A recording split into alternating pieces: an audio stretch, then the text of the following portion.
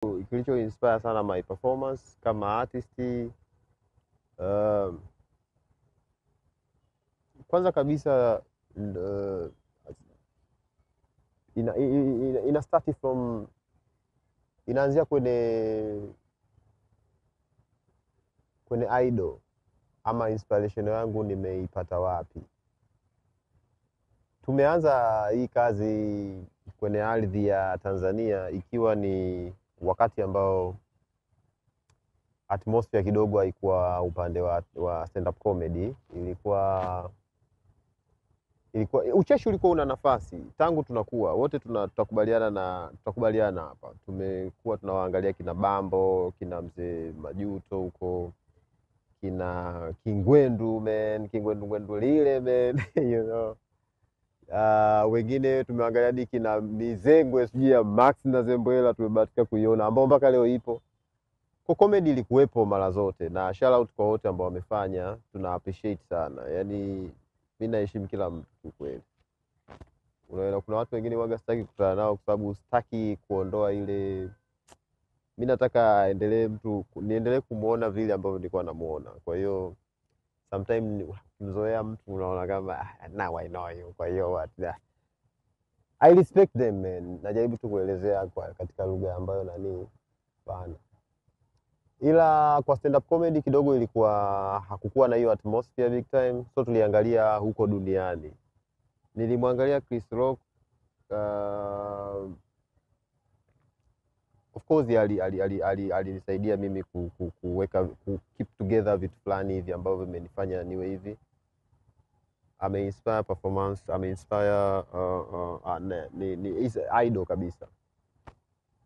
Watu wananiona sana na nisikiza muziki, wengine wasemaga we Jay-Z. Nilienda kwenye podcast moja, mtu mmoja sasa eti Jay-Z comedian. Jay-Z comedian. Jay-Z comedian. Kila mtu anamsikiza msanii wake. Mimi nikimsikiliza tu Jay-Z, wewe unajifanya Jay-Z. Hamna bana. Jay-Z tu anajifanya Jay-Z. Yuko hivyo. So why namsema Jay-Z hapa? Ameinspire pia performance yangu.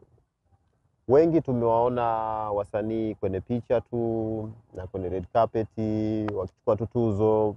Bahati mbaya wengi tunaangaliaga tu zile sherehe za tuzo, hata album au muziki yao waga hatusikilizi. Amepata tuzo, tuna highlight. Na highlight. So I think watu wakimwangalia kama performer au kama artist, wakikutana na wapa tu performance moja tu, wakishaangalia nusu saa itatosha kuona kwamba kumbe sio tu picha, kwa sababu unajua kwenye picha unamwona tu amechili mtu, unaona bisho. Nenda kaone performance then you will understand. Mtu mwingine ambaye ameinspire sana performance yangu na mentality ni Cristiano Ronaldo. Cristiano ni mwanadamu wa tofauti sana kuwahi kutokea. Mimi nimekuwa naangalia mpira. Sijatoka kwenye familia ya mpira sana kwamba sijui labda babangu alikuwa akicheza mpira. Babangu shabiki. Lakini nimekuwa hivyo utoto wangu mwingi, nimekuwa nikiangalia mpira. So nakumbuka nilikuwa mdogo sana kiukweli. Nilikuwa mdogo, mara ya kwanza babangu tunaangalia mpira hivi ndo anakuja na hiyo story. Huyu hatari Ureno hawa, unajua zile.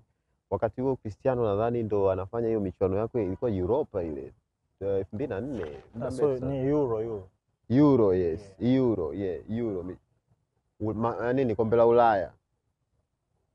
Ndio ilikuwa tournament yake ya kwanza. Imagine. Sasa unajua unamuona youngster katika level ile anafanya vile.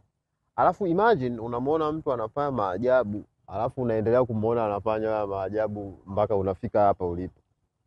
Wewe unatakiwa utafsiri vipi mtu wa design hiyo? So the mentality, like winning mentality, unajua zile. Yaani unaona mtu anapushi to the point hadi wewe mwenyewe mnashangaa.